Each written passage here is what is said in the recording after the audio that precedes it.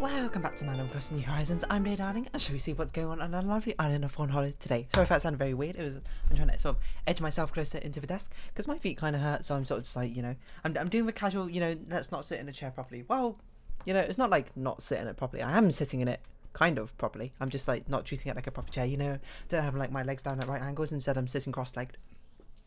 In a lotus position, you might say. Well, actually, I don't think it's a lotus position. Isn't the lotus position one where you put like your feet up on top of your knees or something like that?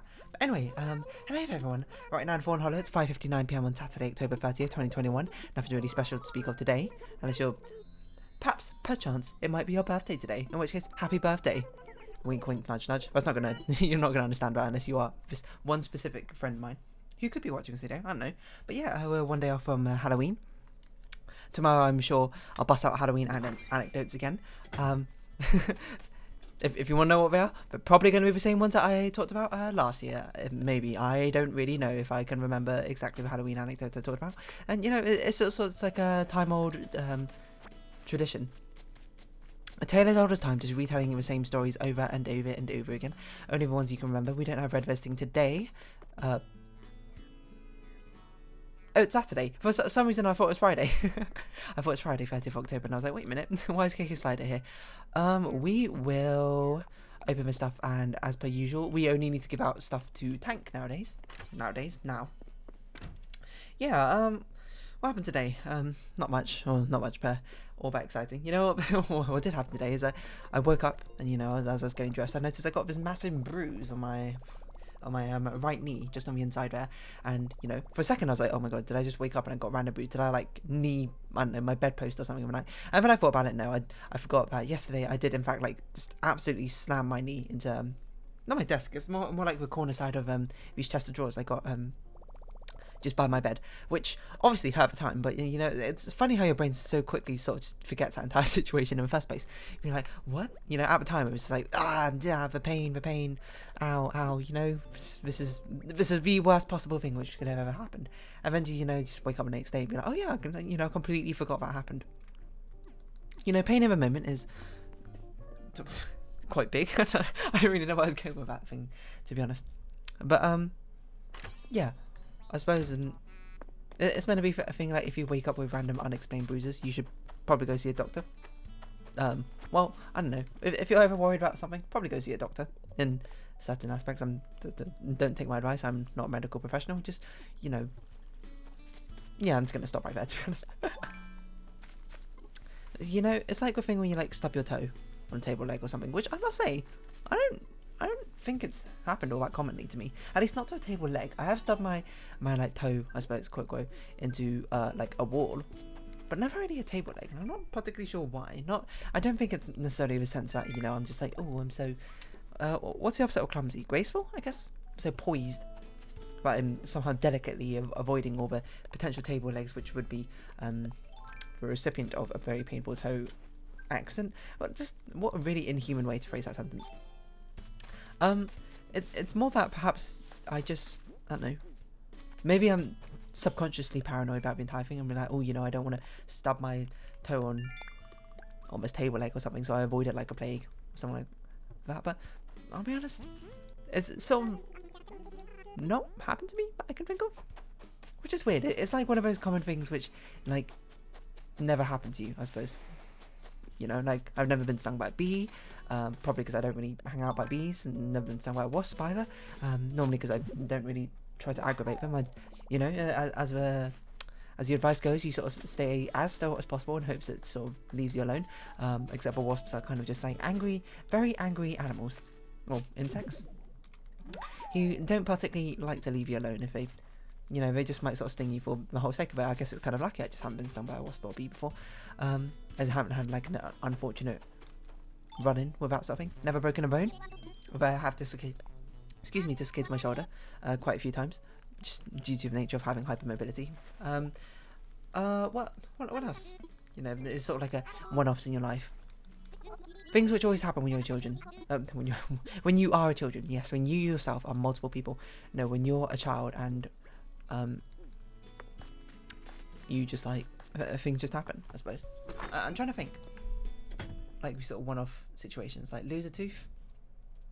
I mean, I think everyone loses teeth. If you haven't lost a teeth yet and you're like older than 15 or something, that's honestly astonishing at this point. I'm sure I stubbed my toe at some point on a table leg. I just can't really think of it. I feel like all the tables we've had, like, we've not been these like bulky oak wood tables or something. Like, I was gonna put reinforced concrete. That doesn't make any sense.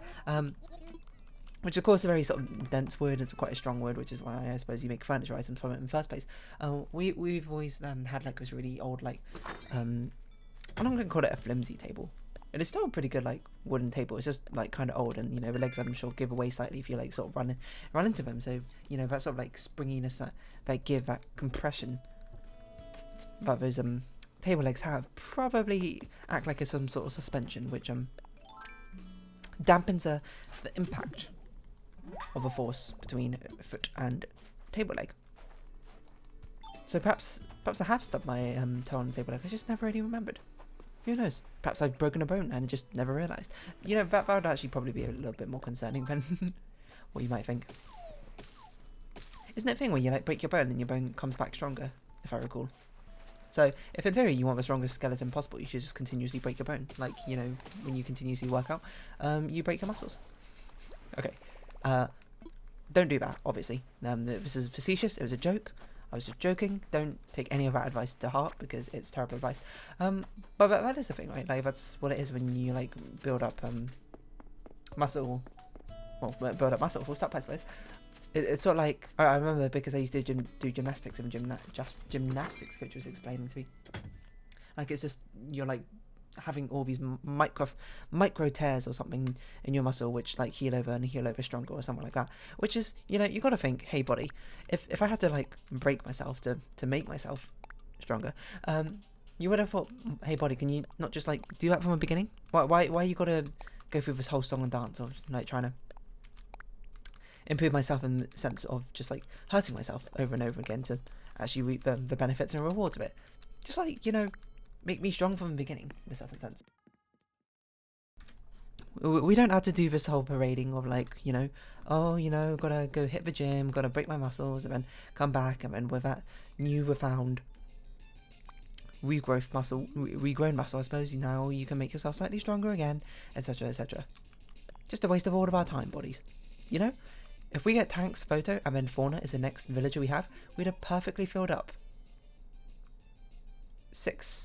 24 photos. I believe that's that. I don't think we got a photo from every villager who visited, because I'm pretty sure we've had more than sorry, every resident who lived here. I'm pretty sure we've had more than 24 residents, but maybe not. I don't know. Yeah, I don't know. I suppose it's, you know, it's a good thing though. If we break our bodies, they come back stronger to a certain extent, I suppose. Like, I only mean in the sense of perhaps bones healing over and muscle fibers regrowing or something. Again, not much of a biologist or a doctor, and all of my knowledge is basically stitched together from random things I've learned and GCSE biology, which of course is not particularly conclusive. I forgot to make an axe. That was the whole reason I walked back in there. Well, time to go make the axe again.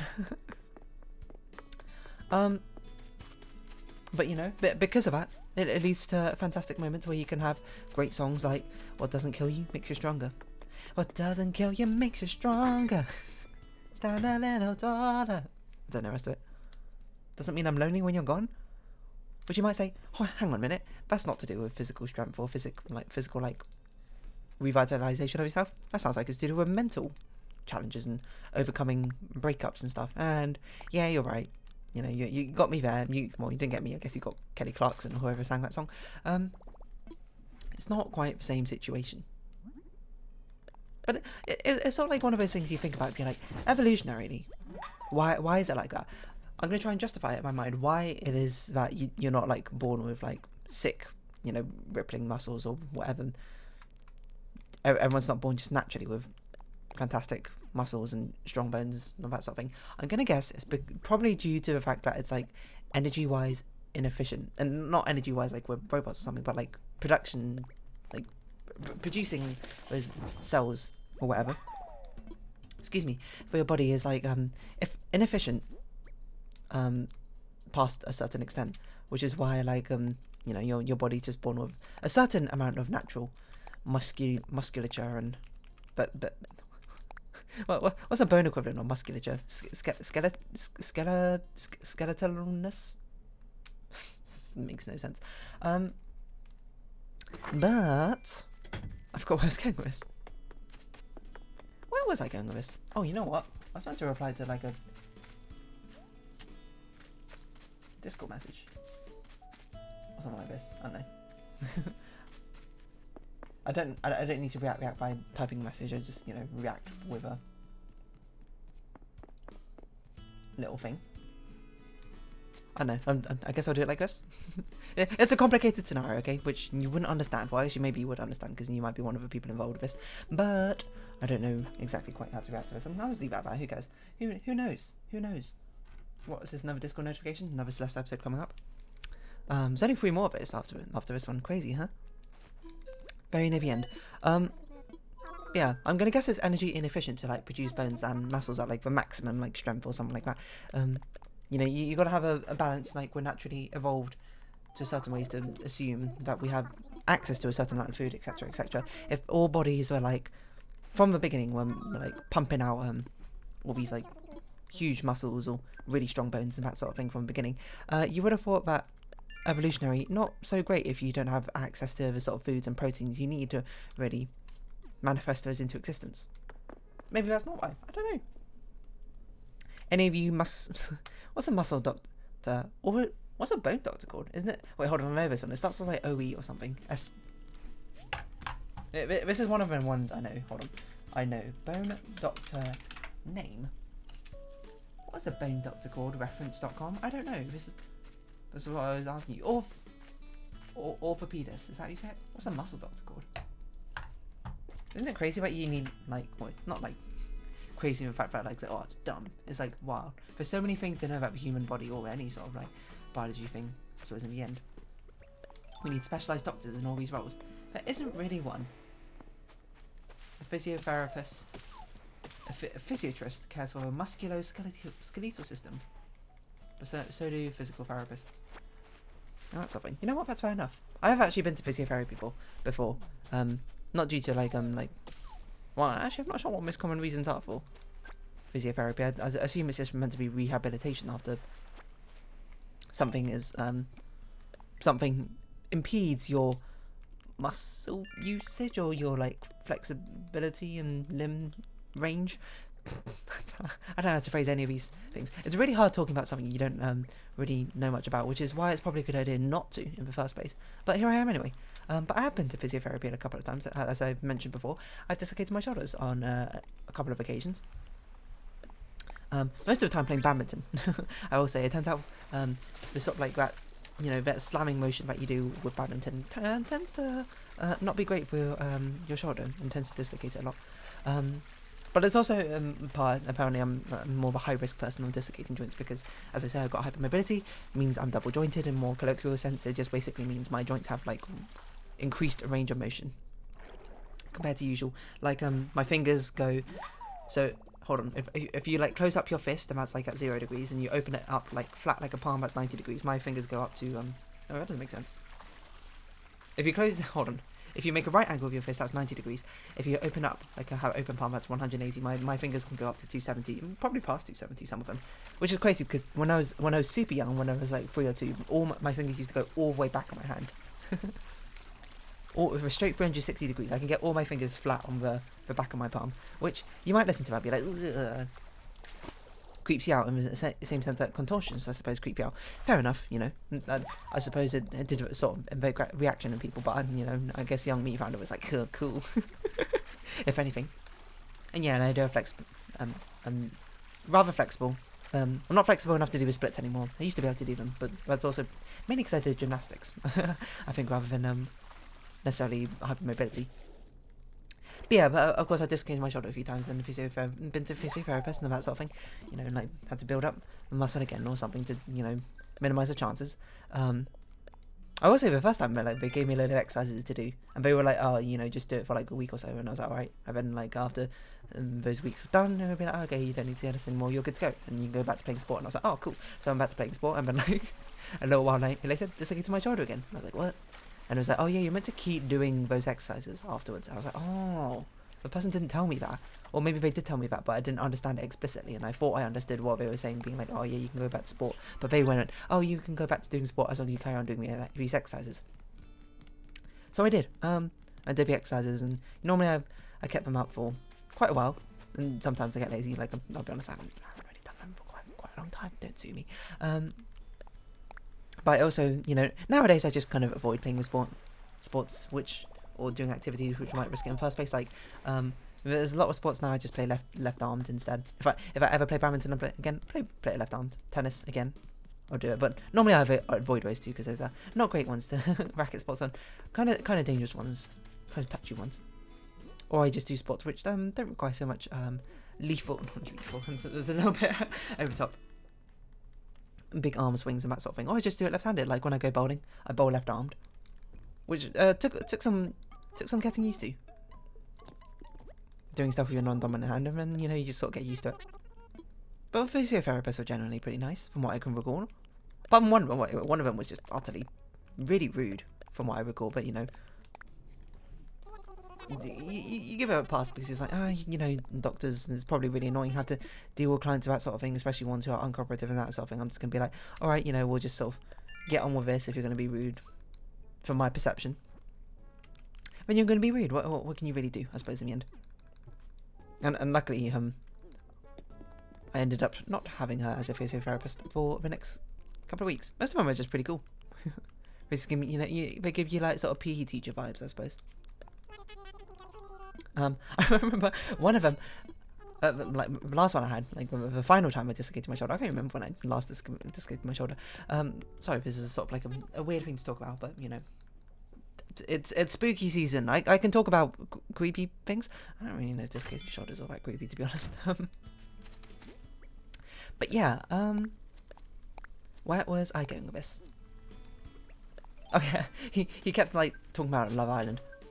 Well, he didn't keep talking about it. He was like asking me about Love Island, which is it's a popular UK reality sort of dating show. I don't actually know what Love Island is, to be honest. This is my understanding of it.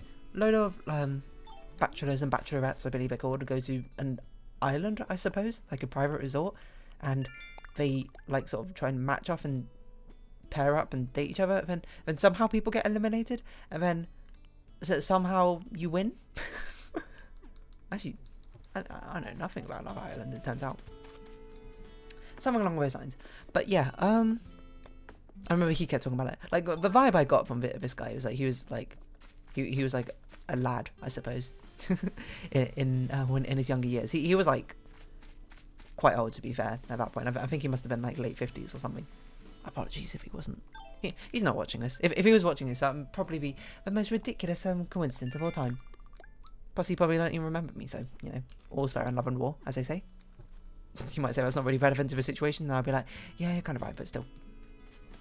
I just remember him asking about Love Island, and him talking about, like, just chatting about, like, some of his wild, uni days, his absolute, what do they call it, benders of a night or something? No! And just getting, like, supremely drunk. Supremely intoxicated, you might say. Which I can't recommend, please drink responsibly. Full stop. I don't know. I don't know why I'm trying to instill like not instill the values in you, but like talk to you as if like a primary school teacher talks to their kids about sort of thing. But yeah, what was I even talking about this entire episode? I don't know. Physiotherapy? To be honest, it's not particularly interesting. There's not really much to talk about in the first place. You could just kind of do this, you kind of sit down and be like, all right, they ask you questions like, have you felt like a tingling sensation on your arm, like pins and needles, blah blah blah? Because I suppose they wanted to see if something particularly bad's happened. Let me think. And then they show you like certain exercises, like they would get these like rubber resistance bands, they tie it to a thing, and you were like, I'll repeat this motion over again, and like do 3 sets of 10 or something, and then you do it, and they're like, how's that felt? Is that too tiring? Do you need? Not is that too tiring, but they're like sort of judging how easy it is for you to do it, and then they'll be like, that was too easy for you. Let's have a bit of a stronger resistance band to sort of actually build up a muscle. I think. I don't know. This is sort of like me extrapolating exactly what happens during physiotherapy. Also, physiotherapy obviously is going to be quite different depending on what situations you're under. If you ever dislocate your shoulder and you need to go to physiotherapy and you're scared of it, don't worry, it's completely fine. Is all I can really say. Well, for me it was fine, I suppose. And then where I do things like standing press ups against the wall. I remember one time I had it. We actually like went to a gym and we had like. By the way, I don't know like, what any other gym equipment's called. The only gyms I've been to had been like my school gym when we had to do it like as a PE course or that sort of thing. And I can remember lat pull down and chest press, and I don't remember any of the others. I think we did like a chest press one, and he probably was not very impressed with how insanely weak I was at doing a chest press. He was like, do 10 reps, and I was like, this is so hard. And then he was like, okay, now do like 10 more or whatever, I can't remember. I was like, this is exhausting. I can't do it. I can like barely do the last one. Very weak. I was also like, I don't know how old I was actually at that time. I'm gonna guess I was somewhere in the vicinity of 11 to 14. No, it couldn't have been 11. 13, 14, that sounds about right. And then he was like, oh yeah, you should go to the gym and, do these exercises again on these machines. By the way, I did not do those, and, I did pay for price because I did dislocate my shoulder again after that. Lesson learned. But, teens are stupid. Kids are stupid, adults are stupid, everyone's stupid sometimes. Not all the time, mind you, hopefully. I like to think we all got our smart moments here and there. Customize, okay. What else did we do? What other physiotherapy things have I done? I know one of them I remember was like the very early ones was getting a pillow, and then like you had to sort of like hold your arm as if like it was in like a broken arm cast or something, and then like you put a pillow into your stomach and you sort of just like push into the pillow like that, which I guess is sort of like the lowest level of resistance training to a certain degree. You don't have to fight a resistance band or anything. Which, by the way, as I understand it, the resistance bands from like the one with the most give to the one with the least give goes red. Wait, hold on. It's a weird order. It goes like red, green, yellow, blue, or something, which makes utterly no sense. I remember talking to a person about it, being like, "Why doesn't it go red, yellow, green, blue?" Whatever order it was, it does not go red, yellow, green, blue. And they're like, you know what? Don't know. Why?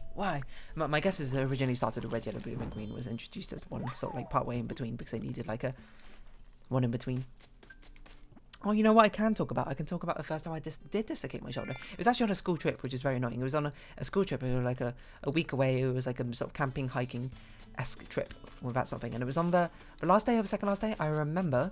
Actually, no, that's not the first time I dislocated my shoulder. Sorry, the first time I actually remember I was playing rugby. Got tackled by a friend. Actually a friend, not a friend, like a friend or whatever. They just tackled me because we were playing rugby, and I remember I fell on my shoulder really funny, and I remember like feeling so dazed and like in pain after it, being like, what just happened? Like that rugby tackle really took me out for some reason. But as I know now, because I'm familiar with the sensation now, it was me dislocating my shoulder and like it immediately popping back in again, and I was like, ugh, I feel so queasy. And I remember at the end of the lesson, I was just like walking back, and I was like, I really don't feel good. And then I grew up. Just like it was just on the path back to school, I just like I threw up a little bit, over the fence. I remember the teacher still. Like my friend was maybe, I can't remember who was with me, being like, hey, teach sir or whatever. And Tier's not feeling so good. And he was like, alright, Tier, take your time and come back in if you're not. I mean, I just like started throwing up, and he was like, It was very funny back in my mind. Of course, that time, perhaps not. But no, the first like major time where I actually realised I dislocated my shoulder was on a school trip, which is a very annoying time to dislocate your shoulder, especially on a really cool and fun school trip like we were on. Because it was like a week away, or 5 days away or something, and it was like a mixed hiking thing, and we camp out after hiking for a bit, and it was on one of the areas we stayed at. We did like I can't remember. I think it was like an activity centre, and one of the things we did was like what's it called? Like it's like tag, but you got like that prison cell thing, which you need to when you catch people, you imprison them basically. And the jail cell, and then is it called sardines? No, sardines is about hiding, isn't it? I can't remember what this in like children's playground game is called, but you know what I'm talking about. It's just tag, except for once you get tagged, you get sent to prison, and then to release people from prison, someone has to come in and do something. I can't remember. I guess it's like kick the can in a certain sense. I remember because we had like 4 different groups, divided by like physical ability. just so you know, like the ones who are more able could go on like the longer hikes, and I was in like the lowest physical ability group, so we went on like smaller hikes, shorter journeys, I suppose, from one destination to another. I remember, and it was our turn to be the taggers at one point. I remember there was a teacher, like, you know, in prison or whatever, and then like some people came to like free them as I was like escorting someone else to the prison or something, and then like the teacher ran past me, and I tried to like reach out and like tag them again or something, and I just felt my shoulder go ugh, and I was like, ow, I am suddenly in a lot of pain, and I have no idea why, and I just fell to the ground. Just like kneeling there being like, why does my shoulder hurt so much? And I remember, you know, the teachers were of course very calm about the entire situation, and you know, I suppose they're kind of trained in a certain aspect to deal with that first aid thing, not deal with it professionally. Deal with it professionally. At least our teachers were. And, you know, they took me to a local hospital, and, you know, I was accompanied by my history teacher at the time, and I remember it was very awkward because I was just like, I was super out of it the entire time, but he was like, he brought like a cryptic crossword book, and, you know, he was very nice. He was like trying to keep conversation with me and going as best as you can with like a, how old was I? A 13-year-old or whatever? A rather introverted 13-year-old who doesn't really want to talk and recently injured themselves. And I remember we went back to the hospital. You know, my parents came. I think one of like the higher ups in the school also came down because, you know, whenever there's an injury, I suppose on a school trip, I suppose there's always like admin stuff to work out. Thankfully, the injury wasn't that big, because also I remember it dislocated, but on the hospital ride to like the ER, I suppose, my shoulder popped back in. But like I didn't realise it because like I obviously had no idea what a sensation of a shoulder popping out and popping back in felt like. But I just was like, oh, you know, it suddenly doesn't hurt nearly as much, but it still like aches a lot.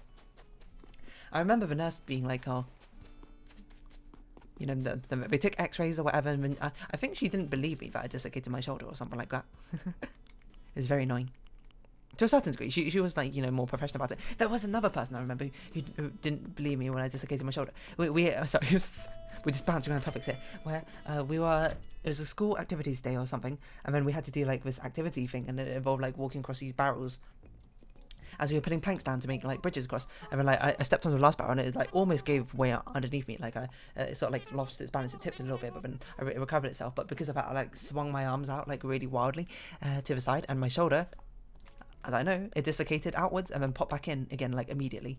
And then I remember being like, okay, you know, talking to the people, and it's like, okay, I actually had to sit out, like I just dislocated my shoulder and it popped back in, that sort of thing. And she was like, you dislocated your shoulder, and you dislocated your shoulder from walking across barrels. She was really patronising. I was like, yeah, screw you, random lady. Who didn't believe me.